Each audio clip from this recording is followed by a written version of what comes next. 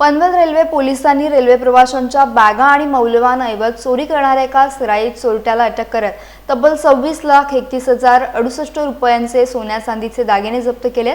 तपासादरम्यान आरोपीविरुद्ध मुंबई रेल्वे सह देशातील विविध राज्यांमध्ये चालत्या एक्सप्रेस गाड्यांच्या एसी डब्यांमध्ये चोरीचे 39 गुन्हे दाखल असल्याची माहिती समोर आली आहे। 17 जुलै रोजी मंगला लक्षद्वीप एक्सप्रेस पनवेल रेल्वे स्थानकावर आल्यानंतर एसी डब्यातून संशयास्पद हालचाली करत बाहेर पडणाऱ्या व्यक्तीला पोलिसांनी ताब्यात घेतलं। त्याच्या बॅगची तपासणी केली असता मोठ्या प्रमाणात सोन्या चांदीचे दागिने आढळून आले। पुढील चौकशीत आरोपीने रेल्वे प्रवाशांच्या बॅगा चोरून हे दागिने मिळवल्याची कबुली दिल्याचं पोलिसांनी सांगितलं।